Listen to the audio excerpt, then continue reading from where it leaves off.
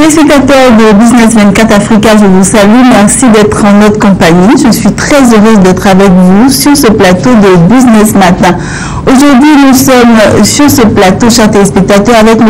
Damas, notre journaliste PME Magazine et spécialiste des marchés financiers que vous connaissez très bien.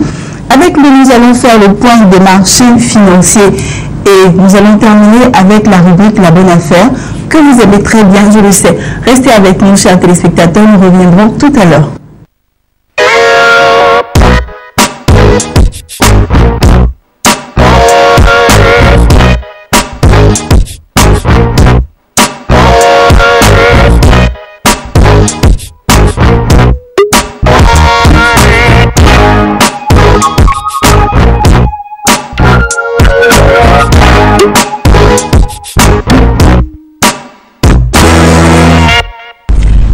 Nous sommes de retour sur notre plateau. Comme je vous le disais, nous sommes en compagnie de M. Damas. M. Damas est journaliste et spécialiste des marchés financiers. M. Damas, bonjour. Bonjour, madame. Voilà, nos téléspectateurs vous reconnaissent maintenant. Juste par le nom. Voilà, M. Damas est avec nous pour nous faire le point des marchés financiers. M. Damas, nous allons commencer maintenant avec les indices principaux concernant la BRVM, n'est-ce pas? Ok.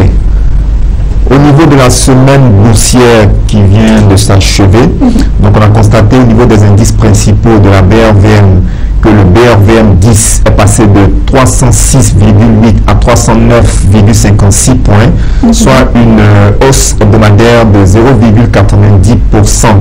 Le BRVM Composite est passé de 299,3 à 302,97 points, soit une progression hebdomadaire de 1,23%. On attaque directement les indices sectoriels.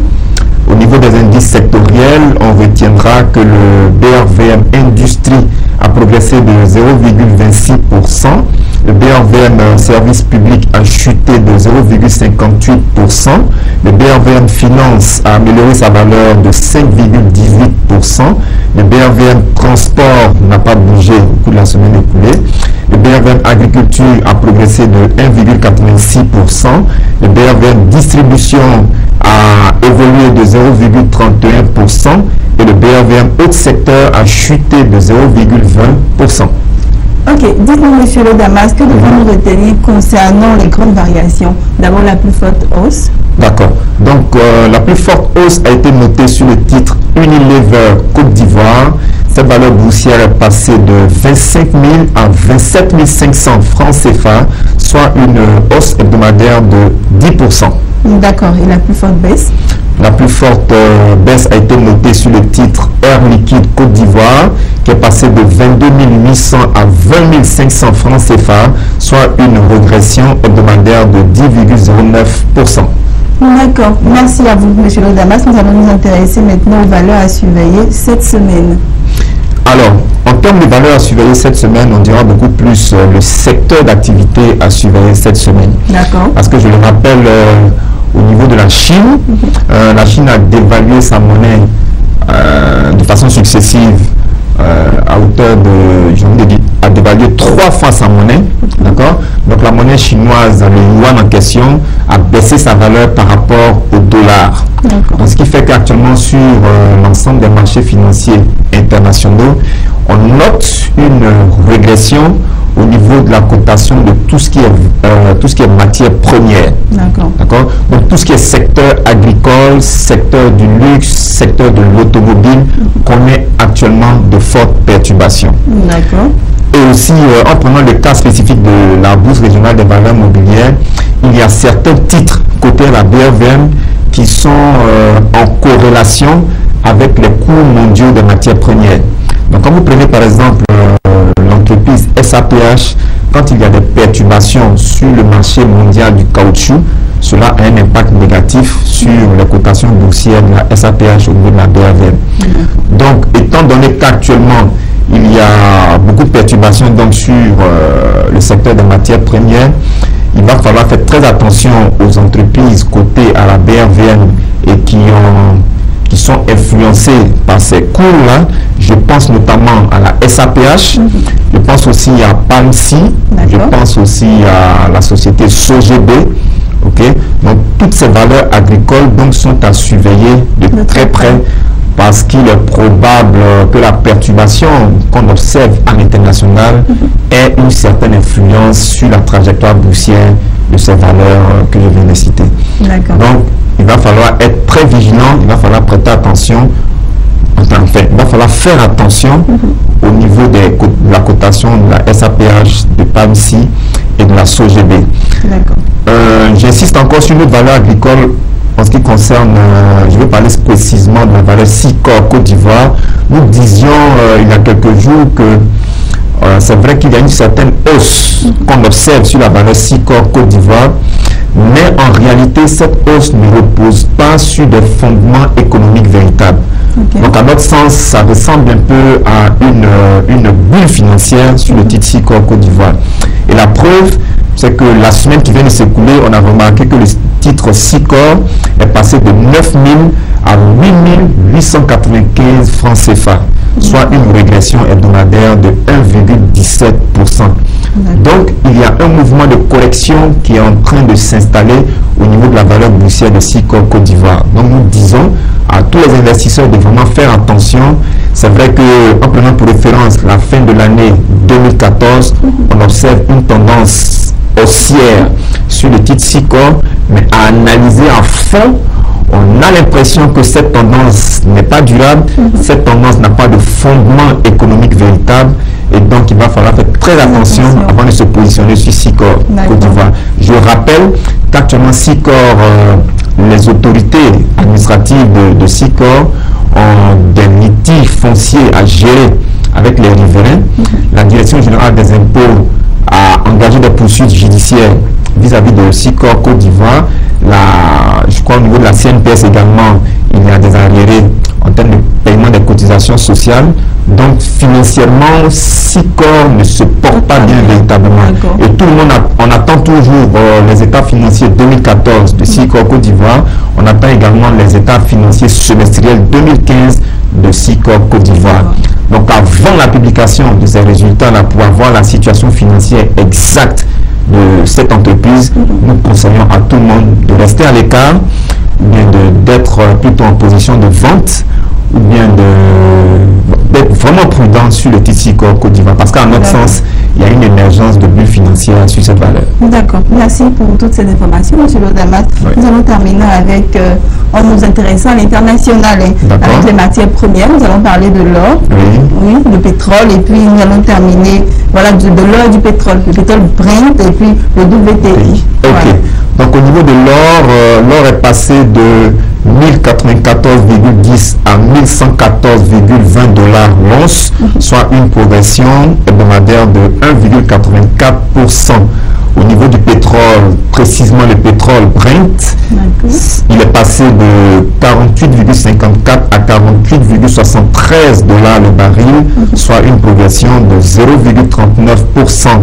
Le pétrole WTI, quant à lui, est passé de 43,78 à 42,13 dollars le baril, soit une chute hebdomadaire de 3,77%. D'accord. Je souhaite faire un commentaire si vous permettez. Voilà, ça dit le commentaire rejoint un peu notre avis énoncé tout à l'heure et qui est relatif aux valeurs agricoles de la BRVM.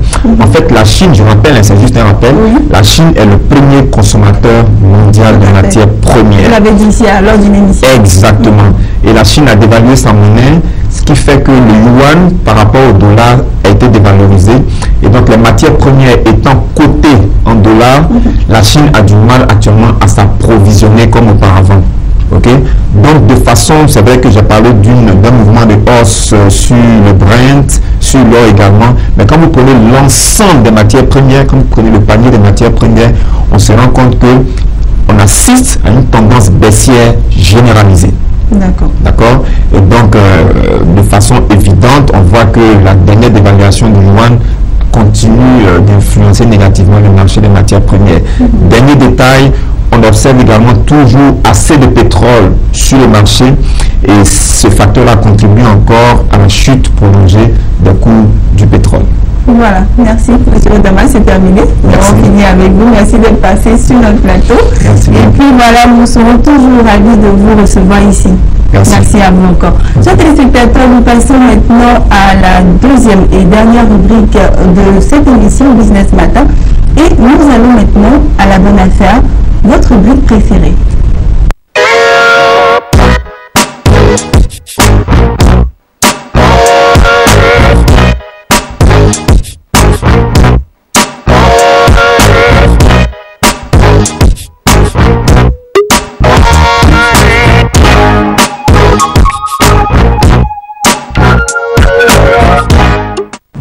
Voilà, chers téléspectateurs, nous sommes à la dernière rubrique de cette émission. Nous sommes à la bonne affaire. Une rubrique que vous appréciez, chers téléspectateurs, j'en suis sûr. Aujourd'hui, nous allons encore nous intéresser au domaine des cultures maraîchères, comme à l'émission précédente. Pour cette fois-ci, chers téléspectateurs, nous allons nous intéresser à la culture de concombre. Vous savez que le concombre est très important dans la santé, pour la beauté aussi, chers téléspectateurs, et aussi pour le business. Voilà. Et savez-vous qu'il est possible de réaliser un chiffre d'affaires de plus de 4 millions de francs CFA en 3 mois d'activité avec ce business? Et oui, cela est possible, chers téléspectateurs. Et nous sommes là pour vous donner toutes les informations concernant ce projet. Et plusieurs dépenses sont à faire pour la mise en place de la plantation. Il s'agit de frais de réalisation de travaux champêtres exécutés par des travailleurs journaliers payés à la tâche. Ensuite, l'achat d'intrants de matières végétales, semences, produits phytosanitaires, engrais, etc. Et enfin, l'achat d'équipements agricoles. Voilà, nous avons subdivisé ces dépenses ou ces besoins en 3 tableaux pour mieux vous expliquer, chers téléspectateurs, et pour vous faire mieux comprendre ce que nous faisons. Le premier tableau présente la nature et les coûts des travaux à réaliser. Comme nature et coûts de travaux à réaliser, nous avons entre autres le défrichage, le piquetage, les trouaisons et le désherbage, etc. Pour cela, vous devez réserver la somme de 475 000 francs CFA. Il faut noter à ce niveau que nous n'avons pas pris en compte dans le tableau l'acquisition d'un terrain. Pour nous, le propriétaire de ce projet-là est déjà propriétaire terrien, donc nous n'avons pas pris en compte l'acquisition d'un terrain. Nous continuons avec le deuxième tableau qui présente l'achat de semences et d'engrais ou de produits phytosanitaires. Pour tous ces produits phytosanitaires, voilà, et pour aussi les semences, vous devez préparer la somme de 305 000 francs CFA. Et enfin, nous en arrivons au dernier tableau, chers téléspectateurs, qui présente l'achat des équipements. En autres équipements, vous aurez besoin de machettes, de lignes, de râteaux, de pelles, d'arrosoirs, etc. Réservez la somme de 274 300 francs CFA. Petit récapitulatif des dépenses, chers téléspectateurs, pour vous.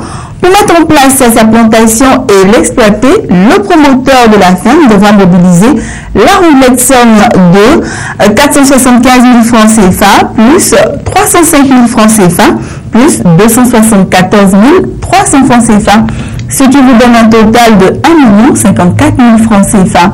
Voilà, chers téléspectateurs, et avec cette somme, vous pourrez avoir un bon bénéfice et faire de bonnes affaires avec ce business.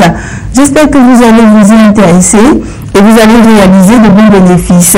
Si vous voulez plus d'informations, chers téléspectateurs, consultez la tribune de l'économie au numéro 302 et vous aurez toutes les informations que vous désirez. Voilà, Business Matin aujourd'hui c'est terminé. Nous vous souhaitons une agréable journée. Toute l'équipe de production se joint à moi pour vous dire merci et pour vous souhaiter une très bonne journée. À très bientôt.